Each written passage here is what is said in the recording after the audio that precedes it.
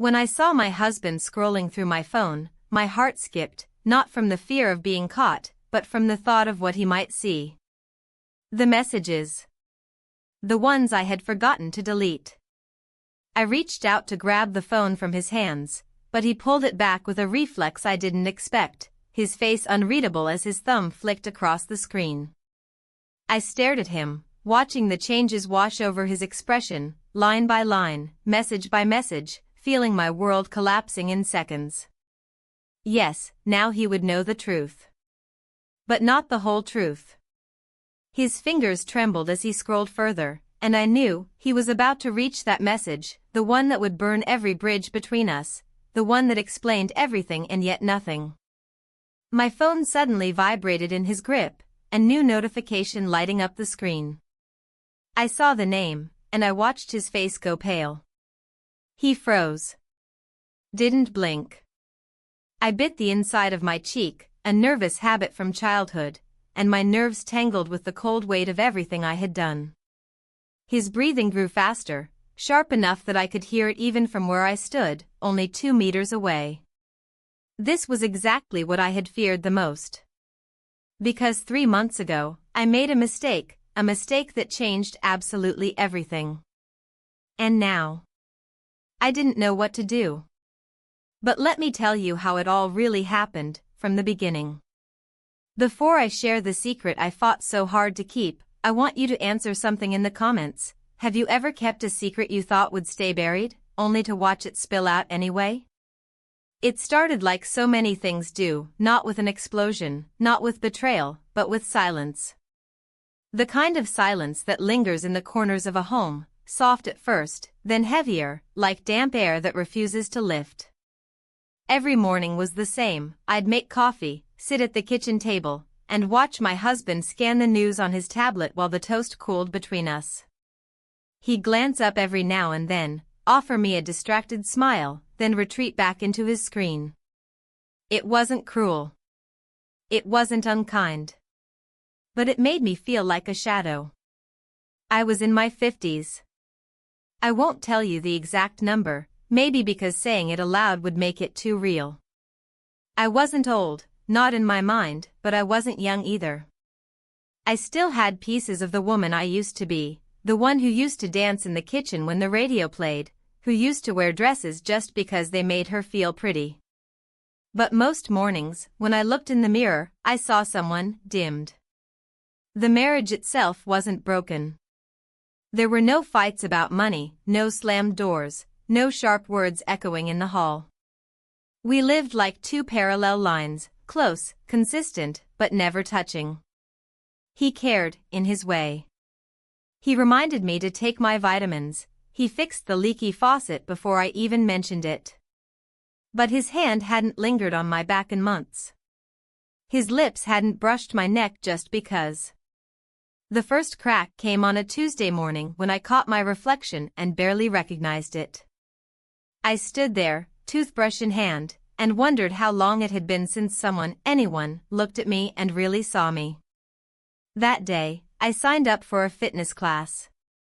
Not to change my body, I wasn't chasing some youthful illusion, but because I needed something, anything, that felt like movement. The gym smelled of rubber mats and disinfectant, and the mirrors were cruelly honest.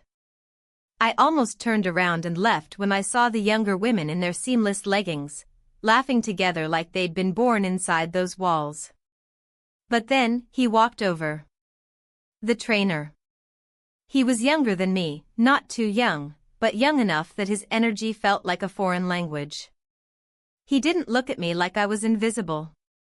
He didn't look at me like I was fragile either. He introduced himself, shook my hand, and held my gaze just a beat longer than politeness required. It was nothing. It was everything. That first session was clumsy. My knees popped, my muscles protested, and I felt awkward under the harsh gym lights. But he didn't laugh. He didn't rush me.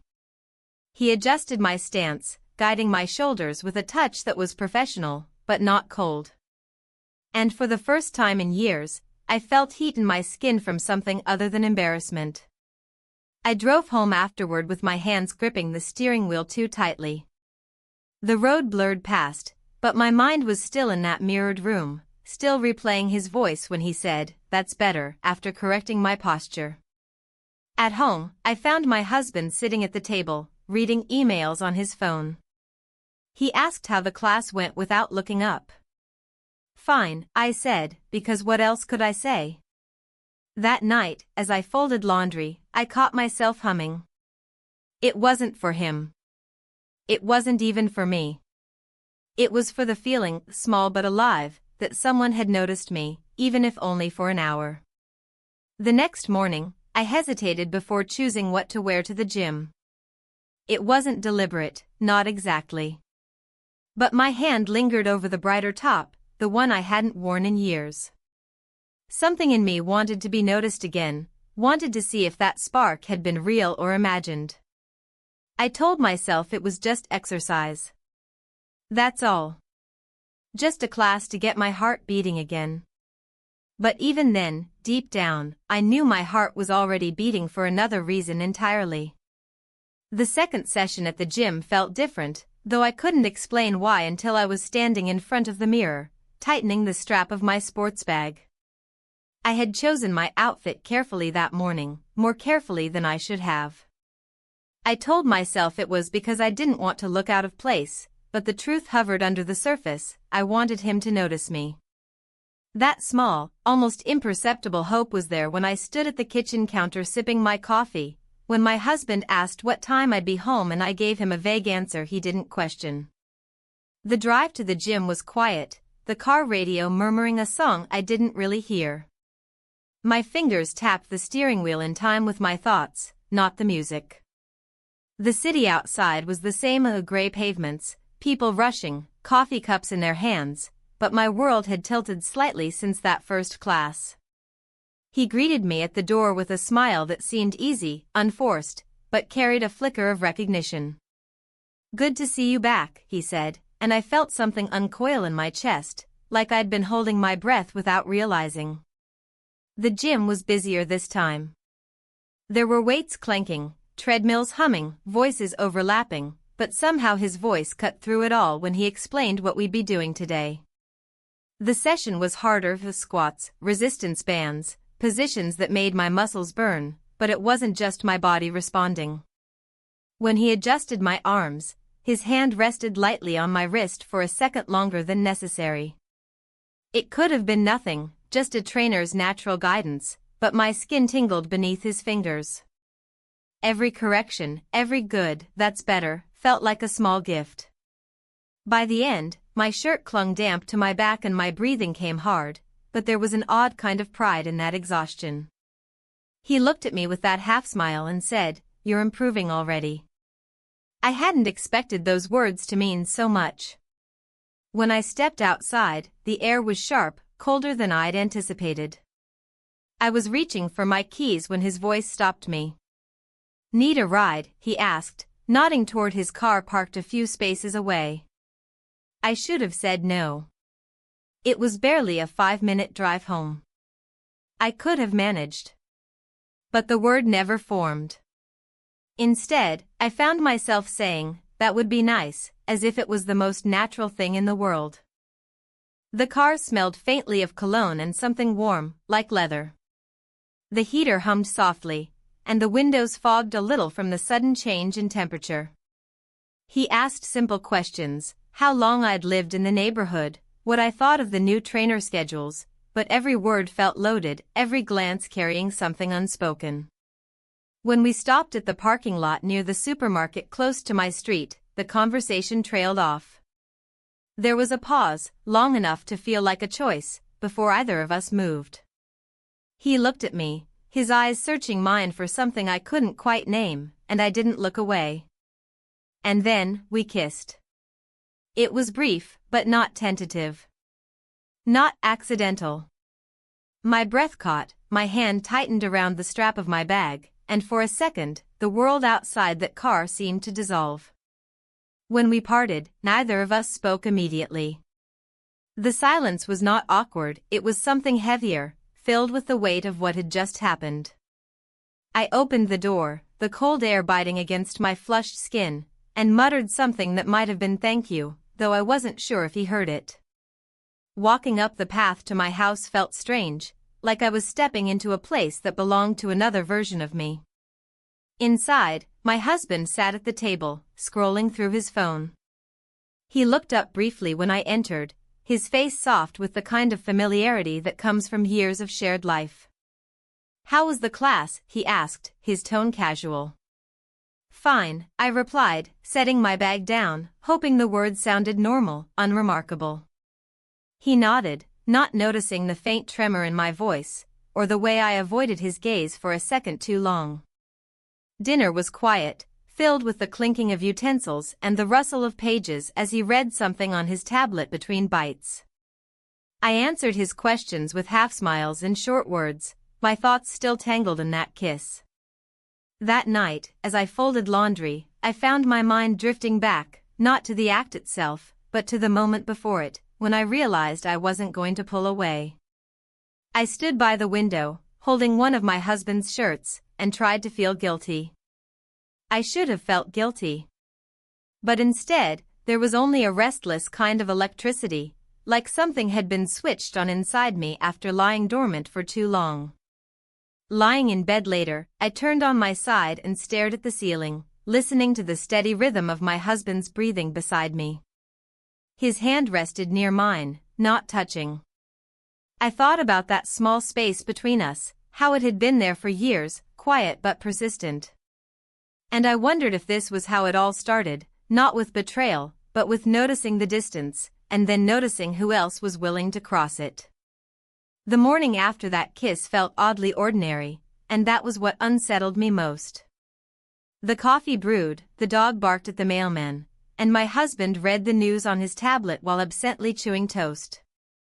But I sat there, hands wrapped around my cup, feeling like someone had taken the floor out from under me. I couldn't stop replaying it, the parking lot, the stillness, the heat of that moment. The kiss hadn't been clumsy or apologetic, it had been deliberate, as though both of us had known we wouldn't stop it when it began. And now, in the quiet light of day, I couldn't tell if I regretted it, or if I only regretted that I wanted to feel it again. I found myself reaching for my phone every few minutes, as if something might appear on the screen. When a message finally did arrive, not from him, just from a friend sharing a recipe, it sent my pulse skittering anyway. That jump, that anticipation, it was a kind of hunger I hadn't felt in years. By the afternoon, I was already thinking about what I'd wear to my next session. It wasn't vanity, it was calculation, though I didn't dare admit that even to myself. I pulled out clothes from the back of my closet, things I hadn't worn in forever, testing them in the mirror. Some were too tight, some too loose, some made me look like I was trying too hard. Eventually, I settled on a simple top, but I fussed with my hair longer than usual, letting strands fall in a way that felt careless but wasn't. That evening, my husband noticed the shift, he had to. "You seem happier lately," he said, his voice casual, like he wasn't sure if he was complimenting me or asking a question. I smiled, because what else could I do? "Maybe the gym's good for me," I said. It wasn't a lie, but it wasn't the truth either. His own smile flickered, as if he wasn't sure whether to believe me. But he didn't press. He rarely pressed. When I returned to the gym the next day, the fluorescent lights felt less harsh. Or maybe it was me, maybe it was the way my heart sped up when I saw him across the room. He greeted me the same way he had before, professional, friendly. But now I could hear what was unspoken beneath those simple words.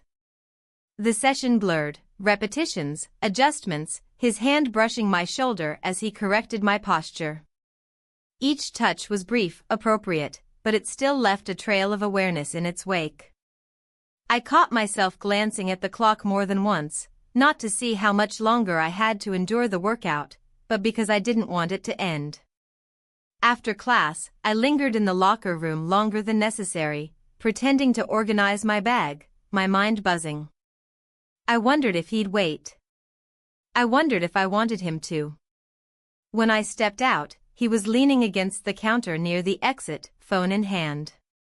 He looked up, smiled, not the polite smile he gave everyone, but one that seemed like it was meant just for me. "You working hard?" he teased lightly, nodding at my flushed cheeks. "Trying," I answered, though we both knew I wasn't just talking about the exercises. We didn't kiss that day. There wasn't even a moment that might have become one. But the absence of it felt as charged as that first kiss had been. Like a pause in a song you couldn't stop listening to. Back home, I moved through the evening on autopilot, setting the table, folding laundry, listening to my husband tell me about something that had happened at work. His voice was calm, steady, familiar. And yet every word seemed to underline how different my world had quietly become. I smiled at his stories, nodded where I should, but inside I was elsewhere, on a parking lot, in a gym, in the space between what had happened and what might still happen. Later that night, while he brushed his teeth, I sat on the edge of the bed and stared at my phone. There were no new messages. I didn't even know if I wanted there to be. A part of me prayed the silence meant nothing more would come of this. Another part hoped for the opposite. When I lay down beside my husband, his shoulder brushed mine. Just a simple touch, something that once might have felt comforting. But now it felt like a reminder of the distance that had grown between us. I closed my eyes and tried to sleep, but sleep didn't come easily. The kiss lived behind my eyelids, refusing to fade. It was like a small flame, dangerous and bright, and I knew, whether I wanted to admit it or not, that it wouldn't go out on its own. The fourth session was different before it even began. I could feel it as I packed my bag that morning, folding the towel neatly, slipping in the water bottle, tucking my phone into the side pocket. There was a strange care to the way I zipped it up, as if my fingers understood something my mind still tried to deny. My husband asked if I needed the car today, and I said yes, quickly, too quickly, adding that I wanted to stop by the grocery store afterward. He nodded, not looking up from his tablet, his trust a quiet thing that sat between us like an unspoken agreement. Driving to the gym, I found myself staring at the traffic lights longer than usual, aware of the ticking of time, the way my pulse picked up as I got closer. I didn't know what I expected to happen, maybe nothing. Maybe everything. When I arrived, the gym was unusually quiet. Fewer cars in the lot, fewer voices inside. He was there, though, leaning against the front desk, talking with another trainer. His eyes found mine almost instantly, and for the briefest second, the noise of the world seemed to thin. "Looks like it's just us for this one," he said as I signed in, his tone casual, almost offhand, but the words lingered. The session started normally, stretches, warm-ups, instructions.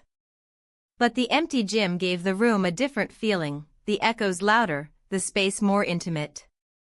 Each adjustment he made to my posture felt amplified. When his hand rested on my shoulder to correct the tilt, my breath caught for a fraction of a second. I told myself it was just the closeness, just nerves. But then he asked, "Why did you decide to come back? To keep doing this?" His voice was light, almost teasing, but there was something underneath it. I looked at him, unsure what to say. I could have answered with something simple, health, fitness, routine. But the words stuck. My silence hung there longer than I meant it to. "Because it's good for me," I finally said, though even to my own ears, it didn't sound convincing. He smiled slightly, not pushing, but his eyes told me he heard the words I didn't say. The rest of the session passed in that charged quiet, each movement deliberate, each instruction carrying weight beyond the exercise. When it ended, I stayed sitting on the bench, towel draped over my knees, reluctant to stand. "You did well today," he said, handing me my water bottle. His fingers brushed mine, barely, lightly, and it shouldn't have mattered, but it did. When I stepped out of the gym, the sky had darkened, clouds gathering heavy and low. It started to rain halfway across the parking lot, sudden and cold. I pulled my jacket tighter, but the rain didn't just soak through my clothes, it seemed to wash over my thoughts, making them sharper, less easy to ignore. As I drove home, drops streaking down the windshield, I thought about his question. Why did I come back? The answer wasn't about health or discipline. It wasn't even about him, not entirely. It was about feeling awake. Back at home, the rain tapped against the windows, the smell of coffee lingering in the air. My husband was in the living room, the TV murmuring in the background. He asked if I'd gotten caught in the weather, and I nodded, brushing water from my hair. Did you get what you needed at the store? He asked, eyes still on the screen. I forgot, I admitted, though we both knew I hadn't forgotten. I hadn't even gone. He didn't press, and the moment passed like so many moments between us, quiet, unexamined. That night, I lay in bed listening to the rain, my phone on the nightstand. I kept glancing at it, half hoping it would light up. It didn't. The room felt still, almost too still, and I turned onto my side, staring at the dark outline of the ceiling. I thought about his smile, the way he'd asked that question, the way the empty gym had made the air feel different. I thought about the silence I'd left between us after that kiss, and how it was starting to feel like a bridge I wasn't sure I wanted to cross, or burn. The rain kept falling, steady and relentless, like time itself. And as I closed my eyes, I realized that what had started as just another session was no longer just that. It wasn't only the workouts changing me anymore. Something else had begun, quiet and certain, threading through every moment, reshaping the way I saw the days ahead. The rain had stopped by the time I left for the gym the next morning, but the sky stayed heavy and gray, like the day couldn't decide if it wanted to clear or storm again. I carried that same indecision with me, tucked into every step as I packed my bag, tied my sneakers, and reached for the car keys. My husband was making breakfast when I passed through the kitchen. The smell of eggs and toast should have felt comforting, but instead it made me strangely restless. You're leaving early, he said, glancing up from the frying pan. Thought I'd stop for coffee on the way, I answered, though I hadn't planned to. He nodded and turned back to the stove, no further questions. The gym felt almost like neutral ground now, though there was nothing neutral about how my heart sped up when I saw him waiting near the entrance. His shirt was different, darker, fitted, and for some reason that simple change made my stomach tighten. Ready? He asked, and I nodded, my voice not quite working yet. The workout wasn't special, not on the surface. Stretches, careful corrections, that familiar rhythm of movement and pause. But the undercurrent had changed. It wasn't just about reps or technique anymore, it was about the way his voice softened when he said my name, the way his hands barely touched me but left an echo long after. When it ended, I expected the usual, my towel, my bag, my careful goodbyes, but instead, something shifted. He said he had an errand to run near the cafe a few blocks away, asked if I wanted to grab a drink. He said it easily, casually, as if it didn't mean anything. I could have said no. I could have made up an excuse. Instead, I heard myself say, sure. The cafe was warm, filled with the smell of ground beans and pastries. We sat by the window, our jackets draped over the backs of our chairs. People around us talked quietly, their voices blending into the low hum of the place, but all I could hear was him. We didn't talk about much: books, the weather, the ridiculous price of coffee. Ordinary words, but they didn't feel ordinary. Underneath them was something neither of us named. When we left, the street was almost empty, puddles still scattered along the sidewalk. We walked for a few steps, side by side, until we reached the corner where we'd part ways. And then we stopped. It wasn't planned. It wasn't expected. But there we were, standing in that pause that felt bigger than the space we took up. We kissed. It was different from the first time, not hesitant, not testing. This time there was no mistaking what it meant. When it ended, the world didn't look different, but I felt different. I held my bag a little tighter, my steps heavier as I walked away, as if I carried something new with me, something I couldn't set down. By the time I reached home, the smell of coffee and toast had been replaced by the smell of something else. My husband had cooked lunch. He smiled when I walked in, asked if I wanted tea. Sure, I said, forcing my voice to stay level. He didn't notice the slight tremor in my hands when I unzipped my bag or the way I kept my coat on longer than usual, as if shedding it would reveal something I couldn't hide. That evening, he tried to tell me a story from his day.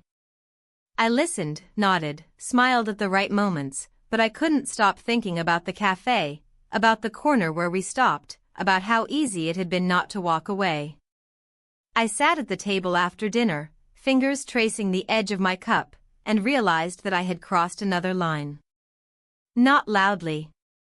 Not dramatically. But as surely as if I had signed my name somewhere I couldn't erase it. Later, in bed, I turned away when my husband reached to turn off the lamp, pretending to adjust my pillow. The dark felt safer, though nothing felt safe anymore. I lay there, eyes open, listening to the rhythm of his breathing beside me, and thought about that kiss, the second one. The one that wasn't an accident. The one that told me there would be no going back. The days after that second kiss felt like living in two overlapping worlds, one layered quietly over the other. Outwardly, nothing had changed. Breakfasts were still silent rituals, the house still smelled faintly of soap and coffee, my husband still kissed my cheek in the mornings before heading to work. But beneath that thin layer of routine, something restless churned, a current I couldn't control or ignore. It was during one of those breakfasts that my phone buzzed on the counter.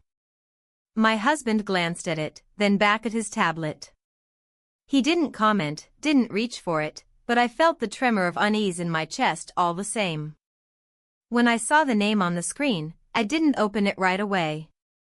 I waited until I was alone, then read the message. It was from him, the trainer. Simple, unassuming, asterisk there's a fitness seminar out of town this weekend. I think you'd enjoy it. Asterisk. I stared at those words for a long moment, my fingers hovering above the screen. There was no explicit invitation in the message, no suggestion beyond the words themselves. But I understood what it meant. I understood what saying yes would mean. I told my husband about the seminar that evening, framing it as something I couldn't miss if I wanted to take my workouts seriously. He was surprised, he raised his eyebrows, asked what exactly the seminar would cover, but there was no suspicion in his voice. Only support. That sounds good for you, he said, nodding slowly. A change of scenery.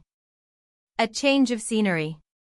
The phrase lodged in my mind, sharp and undeniable. On the morning of the trip, I packed a small bag. Clothes I told myself were practical, though I knew some choices weren't entirely about practicality. As I zipped the bag, my hands hesitated for a moment, gripping the fabric, as though I could still undo all of this simply by staying home. The drive out of town felt longer than it was. The landscape shifted in subtle ways, buildings thinning into stretches of road, familiar streets fading into something quieter. He drove, one hand on the wheel, the other resting lightly on his thigh. We talked in pieces, about the weather, about the schedule for the day, about nothing that mattered. And yet every word felt heavier than it should have. When he smiled at something I said, that smile stayed with me longer than it should. When his hand brushed the gearshift near mine, my pulse quickened though neither of us acknowledged it. The seminar itself was uneventful: presentations, demonstrations, instructors speaking about techniques and posture. There were other people, of course, a small group that made everything seem almost harmless. Almost. We shared lunch at a small cafe near the venue, sitting across from each other at a table too small to allow for distance. He asked me what had made me start this whole fitness journey, and I gave the answer I always gave, that I wanted to take better care of myself. But then he asked, "And has it been what you hoped for?" The question landed heavier than he probably meant. I paused, my fork resting on the edge of my plate, and for a second I didn't know what to say. "Yes," I finally replied, though the word felt like a half-truth. It had been what I hoped for, and more. So much more. After lunch, we walked back to the venue. The street was quiet, a few leaves skittering across the pavement in the soft wind. At one point our arms brushed, and neither of us moved away. By the time we returned to the seminar, it was late afternoon. There were more sessions, more lectures, but my focus wavered. I was too aware of where he stood, too aware of the way my body responded to the sound of his voice even in a crowded room. When the day ended, we checked into the small hotel where the group was staying. The clerk handed us our keys with a polite smile. Separate rooms, of course. That was the rule, the unspoken line that kept everything appearing neat. In my room, I unpacked my bag slowly, setting things out one by one as though that act might settle my mind. The bedspread smelled faintly of detergent, the curtains were drawn tight, the lamp on the nightstand flickered softly when I turned it on. I sat on the edge of the bed, listening to the faint sounds from the hallway, the murmur of voices, the distant click of doors opening and closing. I knew why I was here. And I knew that knowing wasn't enough to stop what might come next. Dinner was in the hotel restaurant, a casual gathering of the seminar attendees. The tables were small, scattered with empty glasses and half-finished plates. He sat beside me, his shoulder brushing mine lightly, and every accidental touch felt deliberate. We laughed, though quietly, and when our eyes met, the room seemed to blur around the edges. After dinner, people drifted off, some to their rooms, some to the bar. I stood in the hallway for a moment, my room key cold in my hand, staring at the patterned carpet beneath my feet. He passed by, his own key in his hand, and for a moment we just looked at each other. Nothing was said. Nothing needed to be. I returned to my room and closed the door, leaning against it for a long moment. The air felt heavy, as if the room itself understood something was unfolding. I sat down on the bed, staring at my bag, at the clock, at nothing at all. The night stretched in front of me, long and uncertain. And for the first time, I wasn't just thinking about the lines I'd already crossed. I was thinking about the one I hadn't yet, and what would happen if I did. The hallway outside my hotel room was quiet, the kind of quiet that felt loaded, as if the building itself was waiting. I stood near the door for longer than I should have, my key card still in my hand, my thoughts louder than the faint hum of the air conditioning. The clock on the nightstand glowed in the corner of my eye, each minute ticking by slower than the last. I tried to distract myself by unpacking my bag again, though there was nothing left to unpack. I straightened clothes that didn't need straightening, lined my shoes by the bed as if their order could calm the disorder in my head. But every movement felt hollow, like I was filling time instead of facing it. There was a knock. Not loud, not impatient, just enough to send my breath sharp into my throat. I opened the door. He stood there, leaning slightly against the frame, his key card in hand as if he could pretend he'd been on his way somewhere else. "Thought I'd see how you were settling in," he said, voice low. I could have told him I was fine. I could have said goodnight and closed the door. Instead, I stepped aside. The room seemed smaller with him in it.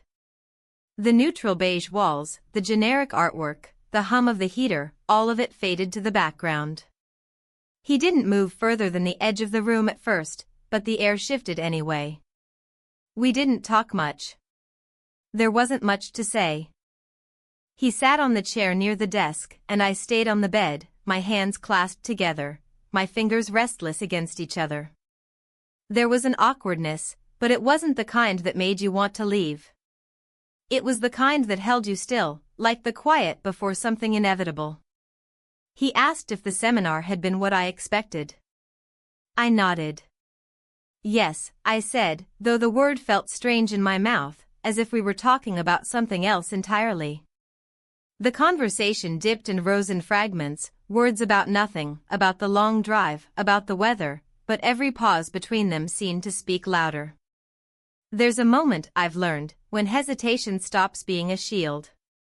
When silence stops being safety and turns into the last fragile thing holding back what you already know will happen. That moment came quietly. He stood, crossing the small space between us. And I didn't move. I didn't say anything. The air was heavy, the heaters hummed the only sound. And then, we spent the night together. Morning came gray and muted, as if the day itself didn't want to wake up. I opened my eyes slowly, the unfamiliar ceiling staring back at me. For a second, I didn't know where I was. Then memory settled like a weight, and the room didn't feel unfamiliar anymore, it felt sharp with what had happened. He was already awake, sitting on the edge of the bed, lacing his shoes. He didn't say much, just offered a small, quiet smile before reaching for his jacket. When the door closed behind him, the room felt even smaller. I sat on the bed for a long time, my hands pressed against the blanket, staring at the space where he had been. I didn't feel what I expected. Not relief. Not guilt, not exactly. Something in between. It was as if something inside me had been both broken and unlocked. I showered, packed my bag again, checked the drawers twice though I hadn't left anything behind. My reflection in the bathroom mirror looked the same, but I wasn't. The drive back felt longer than the one there, even though the road was the same. The silence between us wasn't uncomfortable, but it wasn't easy either. The kind of silence that carries too much, that you can't fill with casual words. By the time we pulled into town, the sky had cleared, the rain from the day before washed away. He dropped me off near the house, his hand resting on the gearshift for just a second longer before he said, "See you Monday?" I nodded. Yes. He didn't say more. Neither did I. Inside, the house smelled faintly of coffee and laundry soap, the way it always did. My husband was in the kitchen, sorting mail. He smiled when he saw me, asked how the seminar had gone. It was good, I said, placing my bag on the chair, my voice steady, almost too steady. He told me he'd made tea, asked if I wanted some. Yes, I said again, the same word I'd given to so many questions that weekend. I sat at the table while he poured the tea, the weight of my bag still in my hand, even though it was already empty. That night, I lay in bed and stared at the ceiling again. The same ceiling as always, but it no longer felt like the same life. Because there are things you can walk away from.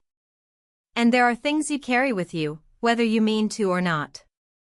The return home felt like slipping into a play where I already knew every line, every scene, every piece of the set. The kitchen counter was cluttered with mail, the house smelled faintly of detergent and coffee, and my husband greeted me with that easy, familiar smile that should have been comforting but only made the knot in my chest tighter. He asked about the seminar, about the drive, and I told him it was good, the words sliding out of my mouth like it was rehearsed. He didn't ask more. He didn't notice the hesitation in my voice or the way I kept my bag near me as if it might protect me from the weight of my own thoughts. He set a cup of tea in front of me, the steam curling between us like something fragile. That night, as we sat on the couch, he reached for my hand. It was a small gesture, nothing dramatic, just his hand finding mine like it had so many times over the years. But my fingers stiffened before they relaxed, and I wondered if he felt the difference. The next morning, I woke to the smell of pancakes. He stood at the stove, humming softly, flipping each one with a care that felt almost ceremonial. "Thought I'd make breakfast," he said when I entered the kitchen, and for a second, I saw the man he had been years ago, when things were simpler. It was later that day that he suggested dinner. Not just any dinner, he wanted to cook something special, his word, his idea of recapturing something we'd let drift. He mentioned candles, the good wine, a recipe he hadn't tried before. I smiled and nodded, my agreement automatic. But inside, my stomach twisted. The hours leading up to that dinner dragged. I wandered the house, picking up things that didn't need picking up, folding towels that didn't need folding. Each small task felt like a distraction, a way to avoid thinking about the contrast between the life I had lived for decades and the one that had begun quietly, suddenly, somewhere else. By the time he called me to the table, the house had transformed. Candles flickered, their light softening the edges of the room. The table was set more carefully than it had been in years, cloth napkins, polished cutlery, the plates we only used for holidays. The smell of something rich and savory filled the air, mingling with the faint scent of wax. He stood by the table, looking both proud and nervous, like a man who had built something fragile with his hands and hoped it would hold. "Sit," he said, pulling out a chair for me. I sat. He poured the wine, his movements careful, almost deliberate. The first glass for me, the second for himself. He raised his, smiling faintly. "To us," he said. I lifted mine too, the glass cool against my fingers, the words sitting in the air between us like a question. Dinner should have been comforting. It should have been a reminder of everything we'd shared, of the life we'd built. But as I ate, I felt an ache I couldn't quite name. Each bite felt like a reminder of the effort he was making, and of the distance that no amount of effort could fully erase. He asked about the seminar again, about the classes and the speakers.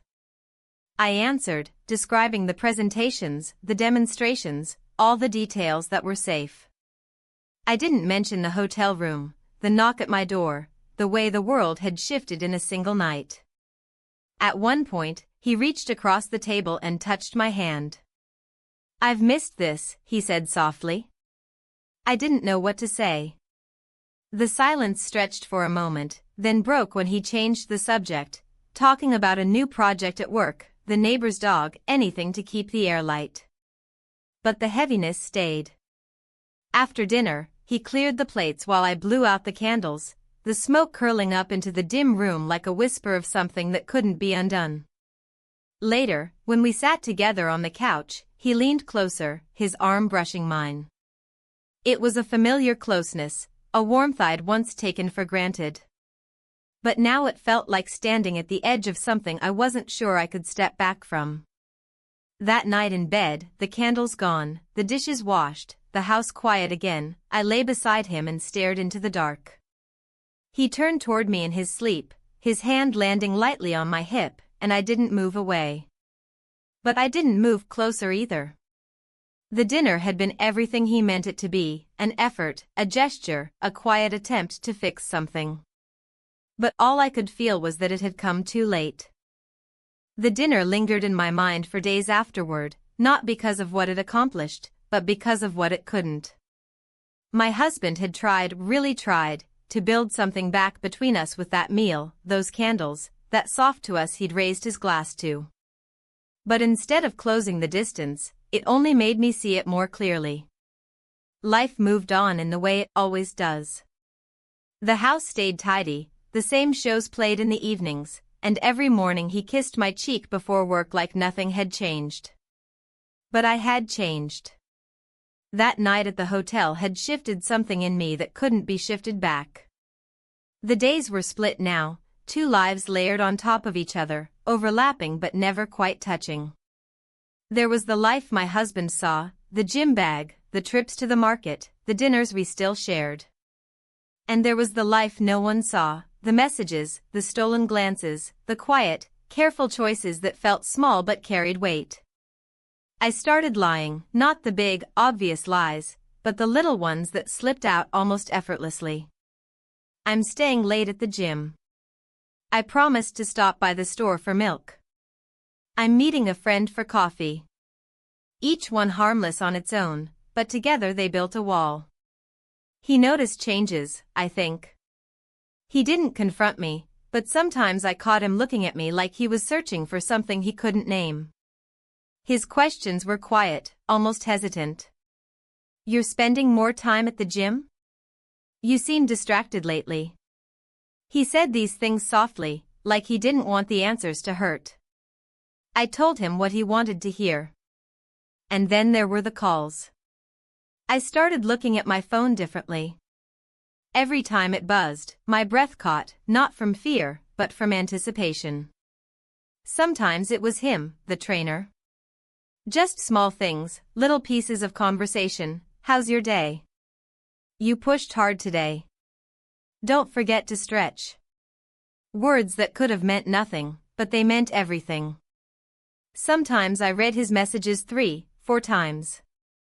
Sometimes I didn't reply right away, not because I didn't want to, but because I needed to feel that rush of him waiting for my answer.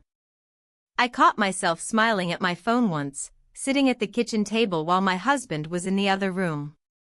It was a small smile, barely there, but it startled me. I set the phone face down after that, as if hiding the screen could hide the truth.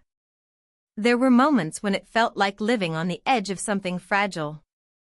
Like when my husband reached for my phone absent-mindedly to check the time, and my stomach tightened before he even touched it. Or when he mentioned he might pick me up from the gym one day, and I heard myself say "don't worry about it" too fast. Each lie needed another to cover it, and the weight of them all pressed on me. And yet, beneath that weight, there was something else, an energy, an aliveness I hadn't felt in years. I thought about him when I was cooking, when I was folding laundry, when I was brushing my teeth. His name lived under the surface of every thought, unspoken but constant. I began staying longer at the gym. Sometimes I wasn't even working out, not really.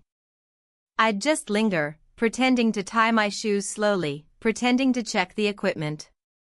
There was always the chance he'd come over, talk to me, stand just close enough that my breath would quicken. The guilt didn't come all at once. It arrived in pieces, like mail dropped through the slot, one envelope at a time. A look from my husband at dinner. A forgotten promise. A moment when I almost slipped and said the wrong name. But the guilt didn't stop me. I lived in those two lives for weeks, moving between them as if the walls dividing them would always hold. And yet, every night when I lay down in bed, staring at the ceiling, I wondered how long they could. Because even lies this small can't stay hidden forever. And I could feel it, in the way my husband's eyes lingered on me just a second too long, in the quiet hesitations in our conversations. Something was shifting. And I didn't know if I wanted to stop it, or if I even could. There comes a point when silence stops feeling like peace and starts feeling like an accusation. I felt that shift one evening as I sat across from my husband at the dinner table, the clink of cutlery suddenly sounding too sharp, the pauses in conversation stretching longer than they should. He wasn't asking questions anymore, not out loud, but his eyes were full of them. We hadn't fought, not once. That was the strange thing. No shouting, no slammed doors, no angry words thrown across the room. Just the quiet, steady unraveling of something that had been woven for years. I tried to pretend nothing had changed. I kept making coffee in the mornings, folding the laundry neatly, asking about his day as if my voice could stitch the edges of our life back together. But my words were hollow, and I knew he could feel it. The nights were the hardest. Lying in the dark beside him, I could feel the weight of everything unsaid pressing down on me. His breathing would start slow, even sleep finding him easily, but for me, it was different. I stared at the ceiling, counting the cracks in the plaster, the minutes ticking by on the clock, wondering how much longer we could live like this. He reached for me less often now. Not because he didn't want to, I think, but because he sensed the distance. And I didn't reach for him either. The space between us on that bed wasn't wide, but it was deep. During the day, I slipped between my two lives, the way I had for weeks. The gym bag by the door, the text messages hidden deep in my phone, the excuses that came too easily now. It became a rhythm, one I hated myself for mastering. But something shifted that week, something small but undeniable. I came home one afternoon and found him sitting at the kitchen table, not reading his tablet or checking his phone, but just sitting. The mail lay unopened beside him. He looked up at me when I walked in, and for a second, I thought he might say something, that the words might finally spill out. But he didn't. He just studied my face, and then he nodded toward the counter. "I made coffee," he said, his voice quiet. I poured a cup, my hands unsteady. We sat there together, the two of us, the silence between us loud enough to drown everything else. I thought about all the things I could say, the truths I could drop into that silence like stones into water. But none of them made it to my mouth. Instead, I asked about his day. Instead, I smiled, and the smile felt brittle. The thing about betrayal is that it doesn't always explode. Sometimes it seeps in like water through a crack, quiet, steady, until one day you look around and realize the walls you thought were solid are already ruined. I thought about that a lot in the days that followed. I thought about the night at the hotel, the mornings after, the kisses in quiet places, the words unsaid but understood. I thought about my husband's hand on the table, just inches from mine, and how I didn't take it. And I thought about how everything looked the same from the outside, the house still standing, the meals still cooked, the routine still followed, yet nothing was the same at all. The unraveling didn't come with a dramatic moment. There was no confrontation, no shouting. Just a slow, undeniable slipping away. We kept living together, sharing space, sharing meals, sharing a life in name. But we both knew. And that was the thing that cut the deepest, because sometimes the worst endings don't announce themselves. They don't come with slammed doors or broken plates. They come quietly, in the form of a silence that grows heavier every day, a silence that fills every corner until there's no room for anything else. I sat with that silence. And I understood that even if the words were never spoken, they didn't need to be. Because some truths, once lived, can't be hidden, not from him, not from me, not from anyone.